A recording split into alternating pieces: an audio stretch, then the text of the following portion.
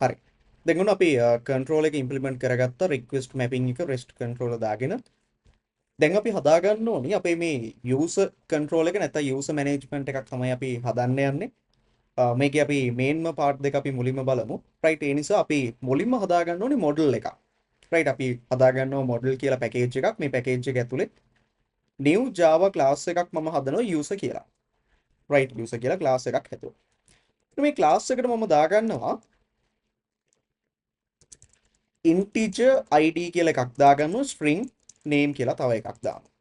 මොකද මම දාගන්නේ integer id කියලා එකක් දානවා string name කියලා මම තව attribute එකක් දාගන්න. ඒතර properties දෙකයි string name කියලා මම තව property එකක් දාගන්න. ඉතින් integer id එකක් සහ මෙයාට නමක් තියෙනවා. ඊට පස්සේ අපි මේකෙදී පොඩි වැඩක් කරගන්නවා. එකක් තමයි getters and setters මම implement කරගන්නවා id එකට සහ set එකට දෙකටම. ඊට පස්සේ මම දාගන්නවා construct එකක්. මෙතනදී id එකක් සහ name එකක් ගන්න construct එකක් තියෙනවා. ඊට අමතරව අපි empty parameter list construct එකකුත් හදාගන්නවා. ඒතර ඔන්න මම user class එක පොඩ්ඩක් හදාගත්තා. id එකක් සහ name එකක් තියෙන විදිහට empty parameter construct එකක් තියෙනවා. id එකක් සහ නමක් ගන්න construct එකක් තියෙනවා. ඊට පස්සේ getters and setters තියෙනවා. අවසානට මම දාගන්නවා මේ class එකේ toString එක. toString එකක් දාගන්නවා අපි මෙන්න මේ විදිහට. right. එතකොට ඔන්න අපි user class එකක් හදාගත්තා. ඊට පස්සේ අපිට කරන්න තියෙන්නේ controller level එකට කලින් service layer එක හදාගෙන තියෙනවා. right. මම හදාගන්නවා user service කියලා class එකක්.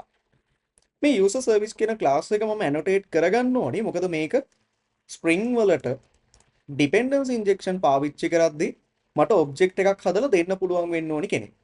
එතනදී මම at service කියන stereotype එකෙන් මෙයාව annotate කරගන්නවා. මොකද මේක service class එකක්. ඒතර මේ service class එකක් කියලා spring framework එක දැනගත්තට පස්සේ මෙයා මොකද කරන්නේ dependency injection වලදී මට මෙයාව ඉල්ල ගන්න පුළුවන් spring framework එක හරහා. මම objects හදන්න අවශ්‍ය වෙන්නේ නැහැ. right. ඊට පස්සේ දැන් user service එක අපි දැනට database එකක් නැතුව implement කරගෙන යන නිසා මම මොකද කරන්නේ private final list එකක් මම හදාගන්නවා user list එකක්. අපි list කියන class එක import කරගමු. user list එකක් තමයි හම්බෙන්නේ. ඉතින් මම user කියන model එකත් import කරගන්නවා. user list කියලා අපි දාගමු. user list කියලා මේකට මම assign කරගන්නවා array list එකක්. right.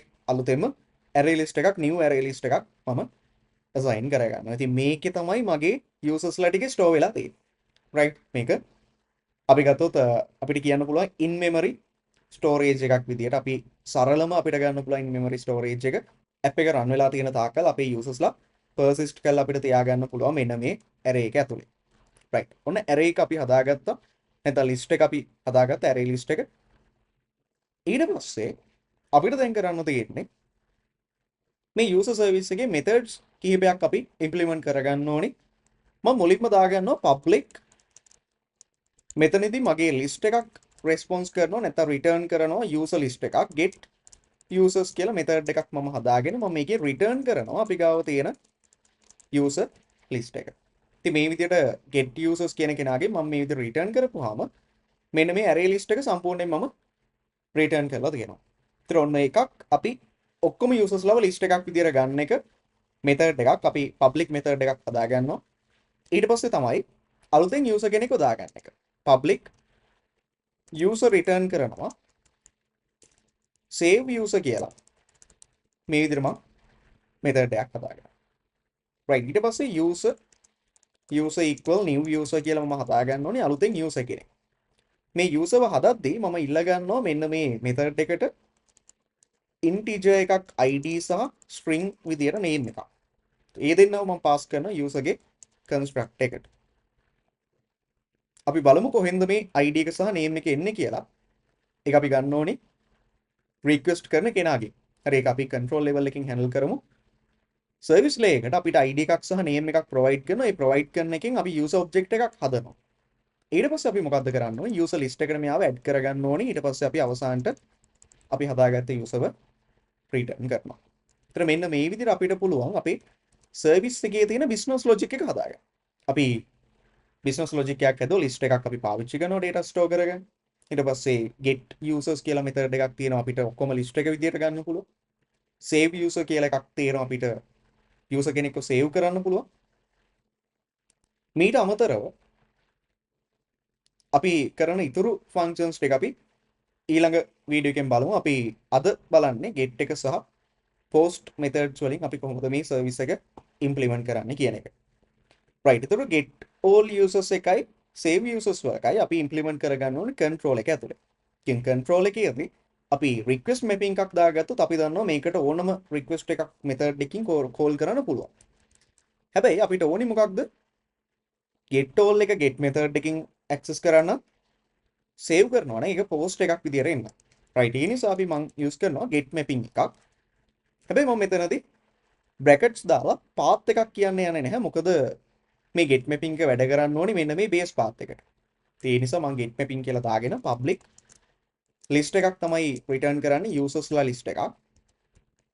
import කරගන්න ඕනේ අපි class එක. get all users කියලා මම method එක දාගෙන දැන් මට මේ method එක ඇතුලේ return කරන්න නම් list of users මං ගාව තියෙන්න ඕනේ අර service class එක access කරලා තියෙනවා. ඉතින් service එකේ object එකක් අපි කිව්ව හදන්නේ නැහැ. අපි dependency injection පාවිච්චි කරනවා. මම දාගන්න auto void කියන annotation එක දාලා private user service එකක් මම මේ විදියට හදා ගන්නවා. ඒතර මෙන්න මේ user service කියන කෙනාව මම හදාගෙන මට දැන් පුළුවන් user service එකෙන් .get users කියන method එක call කරලා මෙයාව return කරන්න මට මෙතනින් හම්බෙනවා usersලා list එකක්. right. ඔන්න එක method එකක් අපි implement කරගෙන ඉවරයි. right. අපි මුලින්ම ගිහිල්ලා බලමු මෙයා වැඩ කරනවද කියලා. මම application එක run කරගන්නවා. right. ඉතින් මම ඔන්න application එක run කරගත්තා. started කියලා මට බලා ගන්න පුළුවන්. right. ඉතින් මම එනවා අපේ postman එකට ඇවිල්ලා අපිට පුළුවන් මෙන්න මේ plus icon එක click කරලා අලුතෙන් request එකක් open කරගන්න. මේ request එකේ මම type කරනවා localhost 8080/API/v1/users කියලා type කරලා මම මේක send කරලා බලනවා මට මොකක්ද හම්බෙන්නේ response එක. right. the response එකේ status code එක 200 එකක් ඇවිල්ලා තියෙනවා. ඒ කියන්නේ response එක okay. හැබැයි මට ඇවිල්ලා තියෙන empty array list එකක්. empty array එකක් තමයි බලා ගන්න පුළුවන්. එතකොට දැන් මේ empty array එක කියන්නේ අපේ data නැහැ කියන්නේ. right. අපි හදා ගන්න ඕනේ ඊළඟට මෙතනදී මොකක් කරන්නද? user කෙනෙක්ව අපේ මේ list එකට දාගන්න පුළුවන් විදියට method එකක්. right. ඉතින් මම control එකට ඇවිල්ලා at post mapping කියලා දාගෙන public user කෙනෙක්ව තමයි return කරන්නේ. ඒ කියන්නේ save වෙච්ච user මම ඒ වෙලෙම return කරනවා. save user කියලා method එකක් හදලා right. ඉතින් මෙතනදී මම මේ method එකේ bracket ඇතුළට ගිහිල්ලා මම දාගන්නවා request body කියලා user object එකක් මම මේ විදිහට ගන්නවා කියලා කියනවා. user object එක. right. ඊට පස්සේ මම මොකද කරන්නේ? return කරනවා user service එකට .save user කියලා දාගෙන user.id කියලා ගන්නවා. get id user.get name කියලා ගන්නවා. ඉතින් එහෙම නැතුව ඔයාලට කෙලින්ම user object එක මෙතනට pass කර ගැනීම හැකියාවක් තියෙනවා. ප්‍රශ්නයක් නැහැ. ඔයාලා කැමති විදියකට ඒක හදාගන්න පුළුවන්. මේ එක විදියක්. හරි. අපිට තව විදි තියෙනවා. ඉතින් මේක ඩෙවලොප් කරන් යද්දී අපි බලමු කොහොමද best practices එන්නේ කියලා. ඒතර පළවෙනි අපේ control එක විදිහට මේක okay. right. ඒතර ඔන්න save user කියලා දාගෙන user ගේ get id ගත්තා, name එක ගත්තා. user service එකට දුන්නා. ඒතර save user ගෙන් මොකද කරන්නේ? user object එකක් හදලා ඒක අපේ user list එකට දාගන්නවා. right. ඉතින් ඔන්න ඔය විදිහට අපිට පුළුවන් මේ වැඩේ කරගන්න. post mapping එක අපි වැඩ කරනවද කියලා check කරලා බලමු. මේක මම restart කරගන්න ඕනේ. right. on application එක ආයි build වෙලා run වෙන්න පටන් ගන්නවා. run වුණාට පස්සේ started කියලා අපිට බලා ගන්න පුළුවන් application name එකත් එක්ක. මම ඇවිල්ලා අලුතෙන් request එකක් open කරගෙන මේකට මම දෙන්නේ post mapping එකක් නැත්නම් post එකක් විදියට තමයි යන්න ඕන request එක. localhost 8080 API v1/users කියන එකට තමයි request එක යන්න ඕනේ. හැබැයි නිකම්ම request එක නෙමෙයි. මේකේ body එකේ මම row කියලා select කරලා JSON එකක් විදියට මම යවන්න ඕනේ user object එකක්. ඉතින් ID එකක් තියෙනවා. ID එක කියලා දාගන්නවා මම name එක පූජිත කියලා දාගන්නවා. එන්න මම send එක click කරාට පස්සේ මට බලා ගන්න පුළුවන් වෙන්න ඕනේ. sorry අපේ not found එකක් අපිට ඇවිල්ලා තිනවා 404 not found එකක්. හේතුව තමයි users කියන endpoint එකට තමයි යන්න ඕනේ user කියලා තමයි type කරලා තියෙන්නේ.